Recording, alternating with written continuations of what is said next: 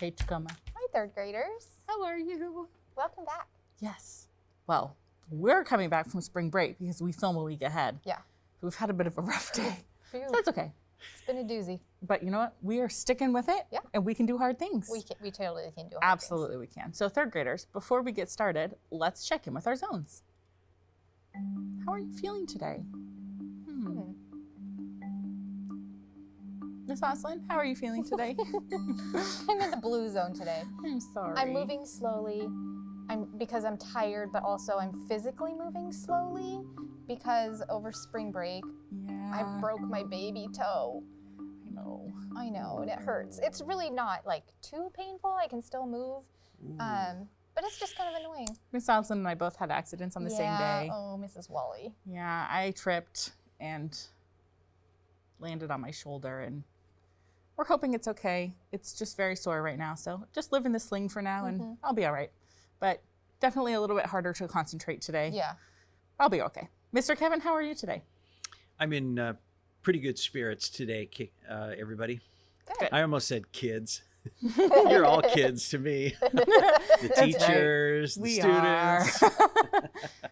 All right. And it's a beautiful day. It's gorgeous. It is a if you beautiful look day. outside. Oh, it's so beautiful. Miss Oslin, what are we going to talk about today? Well, before we get started, let's review our 3 personal standards. I think that's a great idea. We agree when we come together to Show respect, make good decisions, solve problems. Yeah. And we do a really good job of that here in the TV classroom. Yeah. And I know third graders do a good job of that at home when they're learning at home and when they're at school. I hear lots of stories. Yes. So, Hey, wait, I see the brain. yeah, you know what that means. Brain game! We have a really fun one. Is it that the we're same gonna one we play. did earlier? It is. I'm so excited. Are we doing a different starter this time? Yes. Ooh, the last time we played this game, there was an elephant on the playground. Things got wild. It That's got a all I little can wild say. and silly. So this brain game is called What's the Story? And the purpose of What's the Story is to help us practice, stop, and think. And it's important for us to know that we need to stop and think in a couple different scenarios, many different scenarios. But the ones that we have mostly been focusing on are when we recognize that we're feeling a feeling really strongly on the feelings thermometer. And we have to stop and think before we say or do anything that we know that we shouldn't do. It's really important. It is. Another time when it's important to stop and think is when you're learning new information, where you have to use that gentle self-talk, stop and think, focus on what the teacher, the student, whoever it is that you're learning from is saying so that it actually makes it into your brain. Because I can tell you that sometimes when I'm listening to someone, I can be stopped and focused on them, and I'm listening, and I'm trying really hard to listen, but my brain, man, it can be thinking about something totally different. I'm nodding my head, and they're talking, and then they ask me a question, and I'm still nodding my head, and clearly I'm not actually listening. I'm trying my best. Right. But sometimes my brain just takes me on a little walk off topic. So that focusing part's really important. It is. And when you know that about yourself and you practice these brain games, it's kind of like exercising your muscles. It is. It's your brain great. gets stronger at it. I love playing these games Yeah. because they really help me exercise my stopping and thinking muscle, and actually thinking, not just stopping. Well, I'm still thinking, but thinking on topic. Focus. Focus, Mrs. Wally. Yes, Mr. Kevin? I was just going to say it's also important to give each other a little latitude, right? Mrs. Medford and I, when we talk, sometimes I'll get distracted while she's talking, and then, but she's very gentle with me, and I am with her in, hey, I didn't quite hear that. Let me drop what I'm doing and focus. Right. Yes. Focus. And it's really important to be kind with the other person, right? Yes. They're not doing it on purpose. I promise I've never not listened on purpose. My brain just kind of takes me there sometimes. And Miss Oslin's really good about Mrs. Wally. Focus. It's great. Okay, so let's play our game. Okay. It's, like I said, called What's the Story? And I'm going to start with a story starter that Mrs. Wally and Mr. Kevin have not heard this yet. I don't know what it is yet. It's the beginning of a story. And then, when I'm done with my part, Mrs. Wally has to tell the next part. She has to make it up herself. Now, in order for her to do that, she has to really focus so that the story makes sense. And then after Mrs. Wally tells her part, Mr. Kevin gets to add on.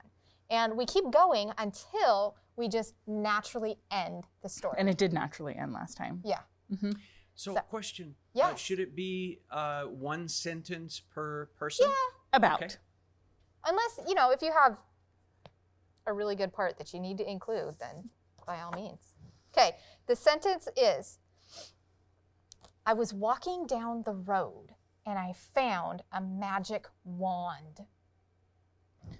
I picked it up, gave it a shake, and it started to spark. This surprised me because I didn't know what to think. I threw it down. And I ran home and I asked my mom, and she said, sit down. I have something I need to tell you. So, found my comfy chair. I sat down with my favorite blanket, and I settled in to listen to her story. Mom started, once a long, long time ago, I was a magician. And, oh my gosh. So right now I'm noticing my brain is moving really quickly, thinking of a lot of different ways that I could go with this story. So I'm going to stop and think for a moment. And my brain's frozen. Reboot. Once a long time ago, I was a magician. And I passed down the magician genes to you. That's how you were able to get the magic wand to spark when you picked it up. Wait, Mom. So you mean I shouldn't have thrown it down on the ground? That's right. It's still waiting for you outside. You need to pick up that wand because you are the master of the wand.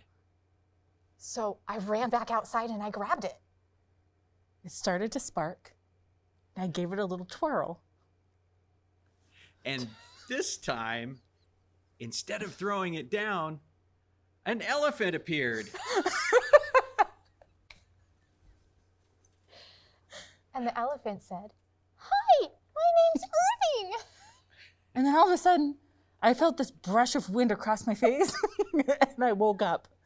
And I looked around my room, and on the end of my bed was a wand. And a little stuffed elephant. And Mabel. Wow. That was a good story. That was a great story. Man, we could have Story written a whole teachers. book. I know. So friends, if you want to write a book or a really nice narrative about that story, go for it. Yeah, You could send make it a to really us. great story. That was fun. That is a fun game that you could play with your friends at school or with your family at dinner. Yeah, what a great game for your family at dinner to find Yeah. a sentence starter and then go around and continue the story. You could make a whole book of stories, dinner time stories with your family. It'd be fun. We have been learning all about hurdles on the path to teamwork. We talked about interrupting. Yeah. We talked about not waiting. We talked about excluding others. We talked about mean teasing. That mean teasing. Whew. I thought you said turtles on the path to teamwork, but it's hurdles. It's hurdles. It's hurdles, but turtles would be hurdles. Because you would have to get over the turtle hurdle. Hurdle the turtle. It's definitely a Monday here It's in a the Monday. TV classroom. We have been learning also about how I stop and think before I say or do anything, or when I know that I'm learning new information. You can use self-talk to help yourself. You can use the stop and stay cool steps. You take a break. You could, if it's something where you don't actually need to be paying attention, you could think about something else while you're waiting, Right. because waiting can be really, really But, hard. but be listening in because you don't want to miss whatever it is you're waiting for. Mm-hmm. Like if you're waiting to get on an airplane Oh, and you're lost in your thoughts Yeah. and you miss the airplane, that's not going to be very fun. no. No. That would just add more stress to your life. Yeah, you have to stop hurtful or interrupting words. You have to breathe really deep. Like if Yes. everyone has those thoughts sometimes. Yes. We call them intrusive thoughts, right? Where you think something kind of mean about someone and you have to just go, ooh, yeah, that's not something I would do. And then dismiss that thought, Yeah. take some deep breaths. Just recognize that it's not helpful. Yeah. Now, I wanted to review friendly kidding versus mean teasing, because I think that this can be A tricky topic? It is, because there are some people like me who really don't like a lot of kidding. Like, I don't like teasing at all. It's not something I find funny, but my brother and sister find it really funny, and they tease all the time, and I don't find it funny, and that's been something we've had to work through our whole lives.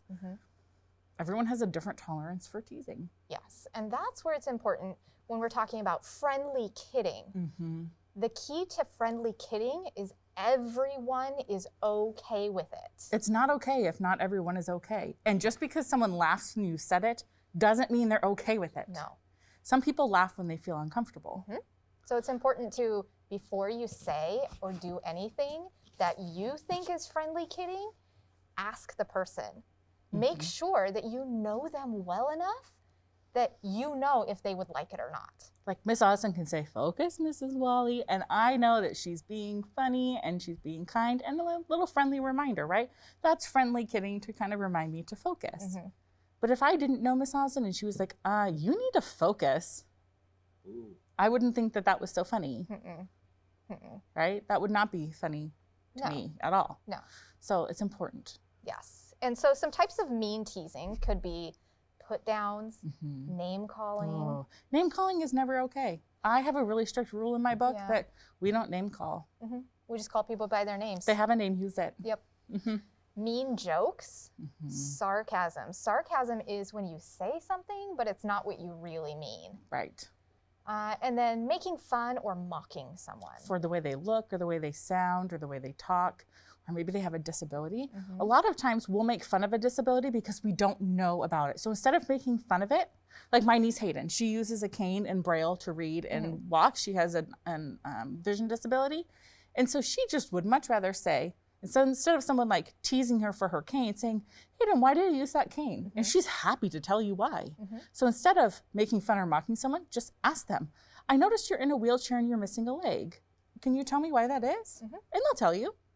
They have no problem. I haven't met a single person with a disability that isn't willing to explain why they are the way they are. They would much prefer that.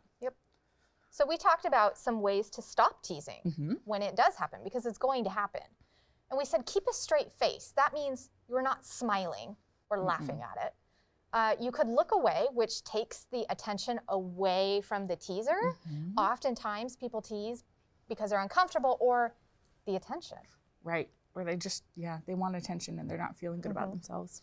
You should probably also ask the teaser to stop. And then go to the person who is being teased and show that you care.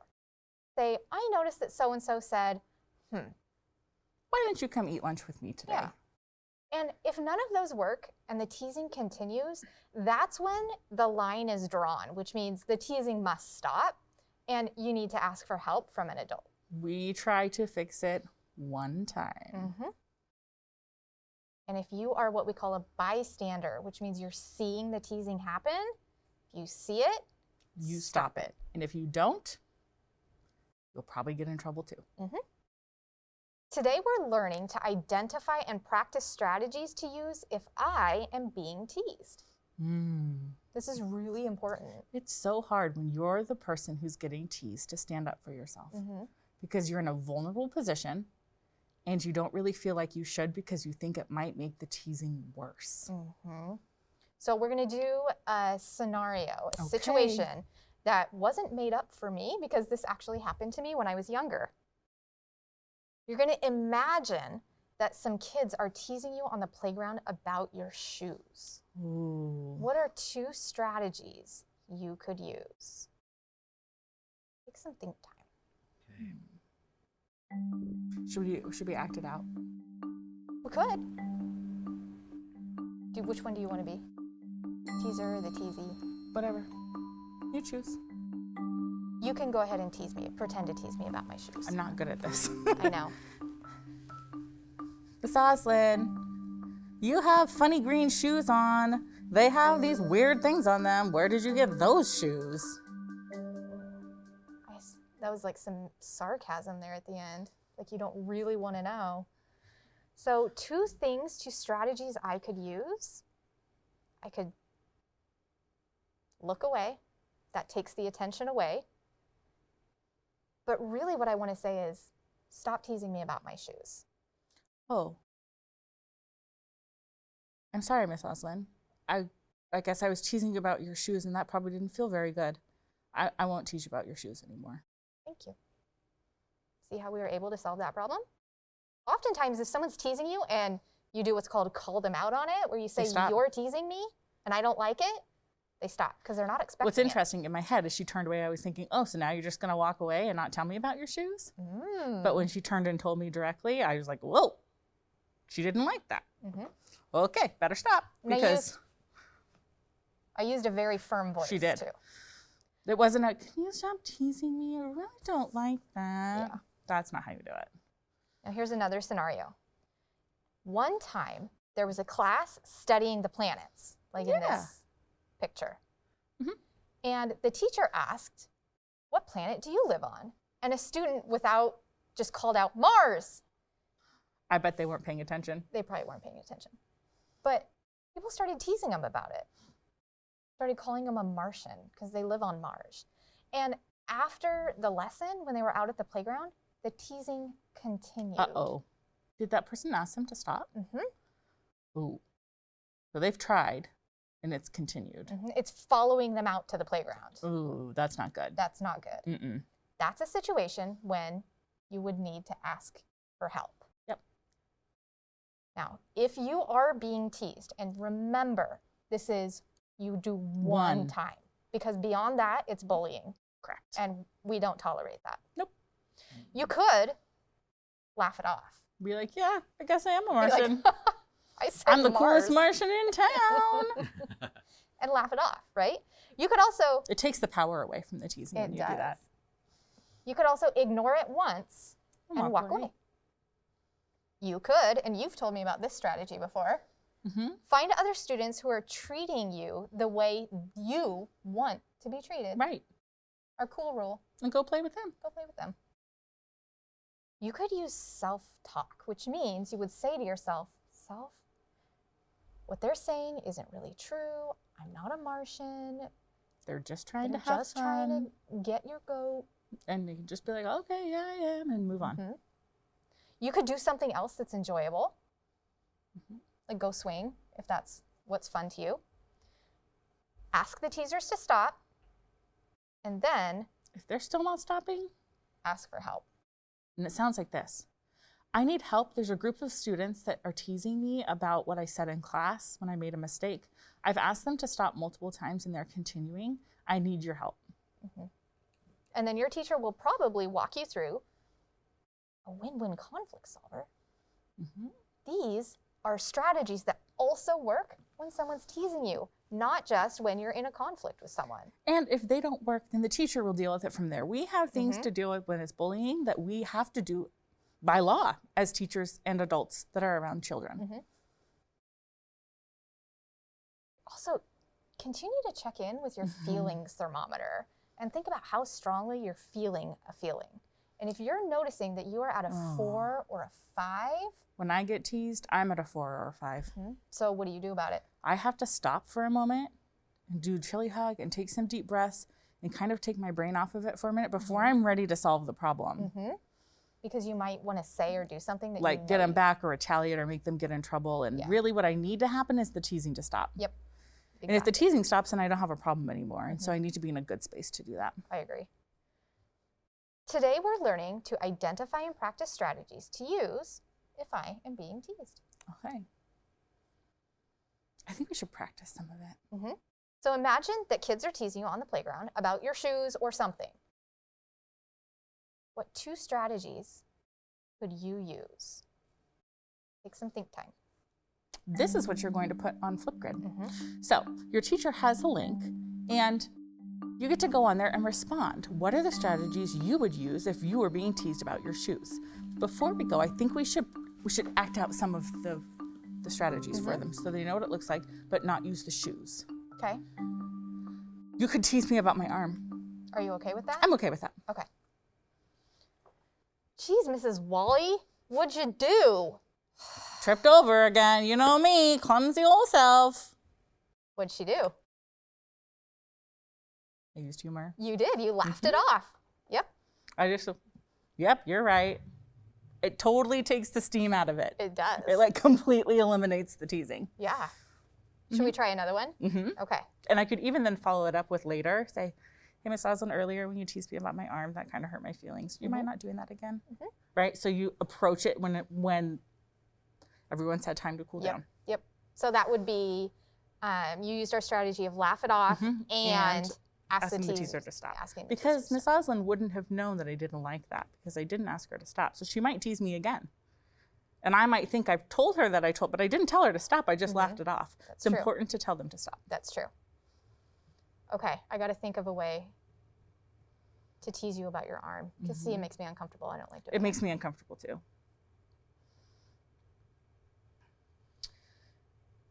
Gosh, see, you could it's call so me one hard. army. Okay.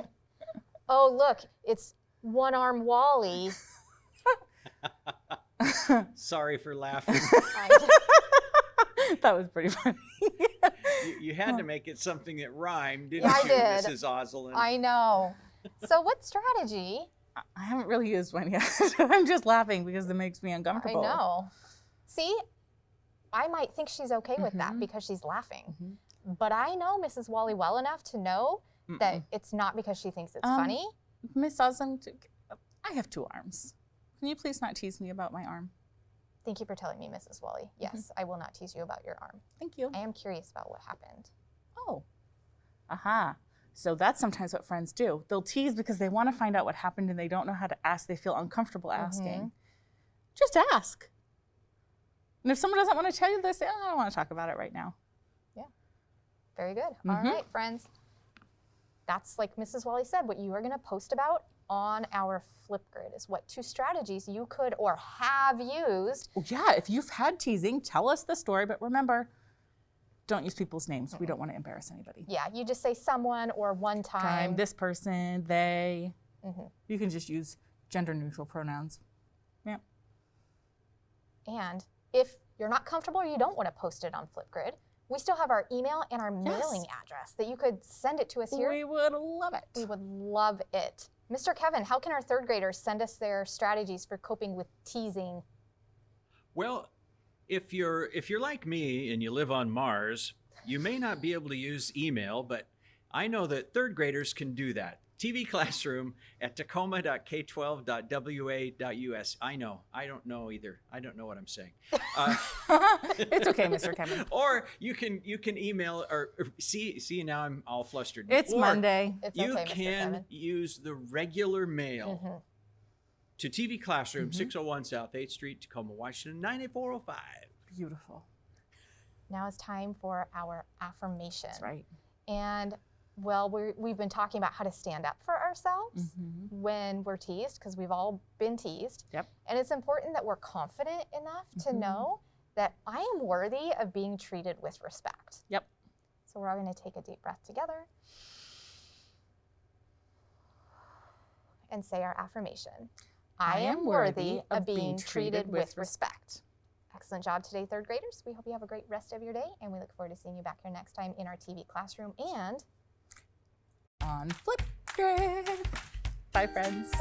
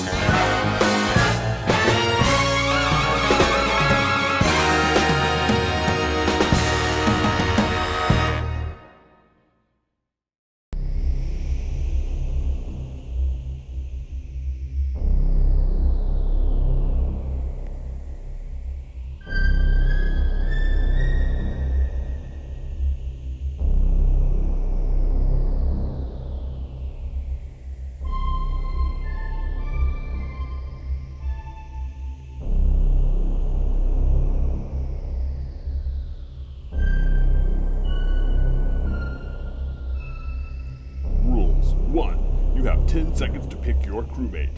2. A new timer will appear with an exercise for the crewmate you picked. 3. You will get points for each correct crewmate and exercise you choose. 4. You will get bonus points if you find Maui's hook.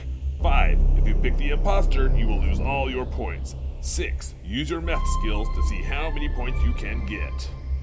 Good luck.